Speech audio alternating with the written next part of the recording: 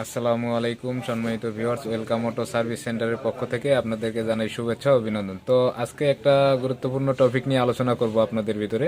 টপিকটা হলো কি, যারা আমরা এই লাইনে আছি, অটোর লাইনে, অটো ডিপার্টমেন্টে, ইজি বাইক, রিক্সা, ভ্যান, এই অটো সেক্টর সাইটে যারা আছি, হঠাৎ অনেকেরই দেখা যায় যে একটা রাস্তাঘাটে একটা প্রবলেম দেখা দেয়। হঠাৎ করে হরেন এবং লাইট অটোমেটিক বন্ধ হয়ে যায়, মানে দুটো একসঙ্গে। সেটা কেন হয়, কি কারণে হয়, কিসের থেকে হয়, সেটা আমরা তাৎক্ষণিক ওখানে কিভাবে সমাধান করতে পারি সেই নলেজ বা আইডিয়া নিয়ে আজকে আপনাদের সঙ্গে share করব। এটা ডায়োড কন্ট্রোলার বলে, এটাকে এইট টিউব বলে অনেকেই, মিনি কন্ট্রোলার বলে অনেকেই।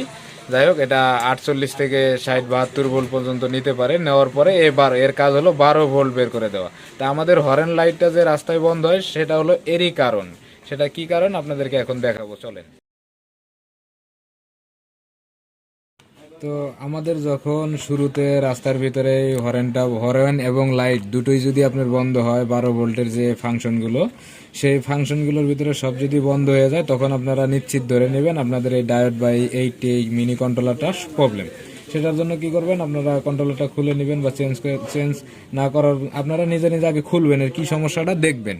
যাই হোক, এখন এটা কি সমস্যা দেখি আমরা। এই যে ধরেন 48 ভোল্ট আমরা লাইন ঢুকিয়ে দিব এর ভিতরে। এখন কিন্তু আমরা এটা গাড়ির থেকে খোলা হয়েছে, চলে না।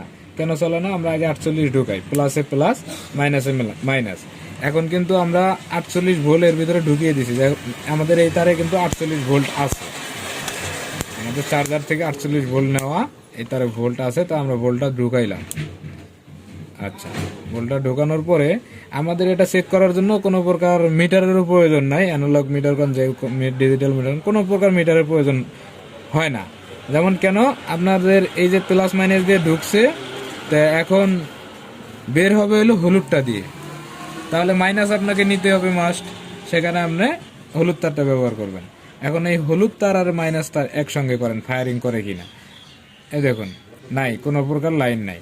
অথচ আমাদের কিন্তু এই তারে লাইন আছে, এই দেখুন, প্লাস মাইনাসে লাইন আছে, তার মানে এ পাস করতেছে না। তাইলে আমাদের ভিতরে কোনো সমস্যা আছে। তো চলুন এখন আমরা দেখি ভিতরে সমস্যাটা কি।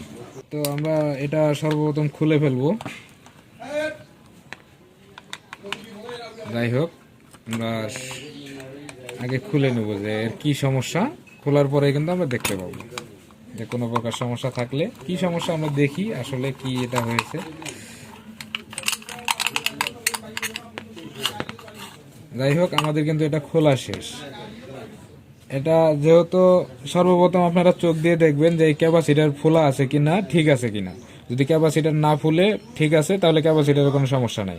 তখন আপনারা এই যে কয়েলটা, যেটার মাধ্যমে ভোল্টটা তৈরি হয়ে বের হয়, আপনারা এই কয়েলটা দেখবেন, কয়েলের গোড়াগুলো কোনো সমস্যা আছে কিনা। এই যে দেখুন, এখানে একটু ফায়ারিং এর দাগ, তার মানে এটা লুজ কালেকশন পাইতেছে।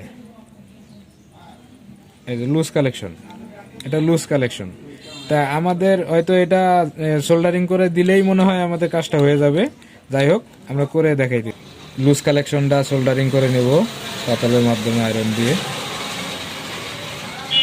আমরা ভালোভাবে সোল্ডারিংটা অবশ্যই ভালোভাবে করব, কারণ এই সোল্ডারিংয়ের উপরেই সব কিছু নির্ভর করে জিনিসটা আপনি কতদিন টিকবে কি টিকবে না। 48 বা 60 ঢোকার পরে 12 ভোল্ট বের করে দেয়। আপনাদের হরেন, লাইট, যাবতীয় যা কিছু আছে সব মেনটেনেন্স এর মাধ্যমে হয়। তো আমরা কিন্তু এটা জ্বালাইটা দিয়ে দিয়েছি, ভালো করে সোল্ডারিংটা করছি। তো আপনারাও ভালোভাবে করে নেবেন। যাই হোক, এখন আমরা আবার পুনরায় লাইন দিয়ে দেখবো। আমাদের মিটারের কোনো প্রয়োজন নাই, আমরা দেখবো পুনরায় যে ঠিক হয়েছে কিনা। এই যে আমরা 48 ঢুকাইলাম, এখানে কিন্তু আমাদের 48 ভোল্ট আছে। আমরা 48 ঢোকানোর পরে প্লাস মাইনাসে ঢুকছে। তো এখন আমরা দেখবো এই তারটা মাইনাসে বাড়ি দেয়। এই দেখুন, এখানে কিন্তু ফায়ার আসতেছে, এই 12 ভোল্ট পাইতেছে। তার মানে এখন আমরা একটা 12 ভোল্টের লাইট জ্বালিয়ে দেখাবো। এই লাইটটা জ্বালাবো, দেখি মাইনাসে মাইনাস, লাইটের মাইনাস এইটা, এই যে প্লাস এইটা ঢোকাই দিবেন। দেখছেন, এখন কিন্তু আমাদের লাইটটা জ্বলছে। আগে কিন্তু এখানে কোনো ফায়ারিং ছিল না, আপনারা দেখছেন। এখন কিন্তু এখানে লাইন আসতেছে, তার মানে ইনপুটও আছে, আউটপুটও আছে। আগে ইনপুট নিচে, আউটপুট ছিল না। এই যে দেখেন, এখন আউটপুটে ওকে। তো খুব সহজেই দেখলেন একটা এই ডায়োড কন্ট্রোলারগুলো অনেক সময় দেখা যায় যে সময় মতো জায়গা মতো পাওয়া যায় না, দেখা যায় যে 150 টাকা দাম নেয়, 120 টাকা দাম নেয়। সেই ক্ষেত্রে আপনারা নিজেই আপনাদের যদি একটা আয়রন হোল্ডার তাতাল থাকে ঘরের ভিতরে, আপনারা নিজে এরকম কাজ করতে পারবেন, তাতে কোনো সমস্যা নাই। সেই সাথে আপনারা দেখবেন যদি কোনো ক্যাপাসিটার ফুলে যায়, ওই সেম একটা ক্যাপাসিটার অন্য বোর্ড থেকে নিয়ে লাগিয়ে দিবেন, তা আপনারা বিনা খরচেই এই কাজটা করতে পারবেন আর কি। তো ধন্যবাদ, দেখা হবে অন্য একটা ভিডিওতে আরেকদিন। আল্লাহ হাফেজ, আসসালামু আলাইকুম।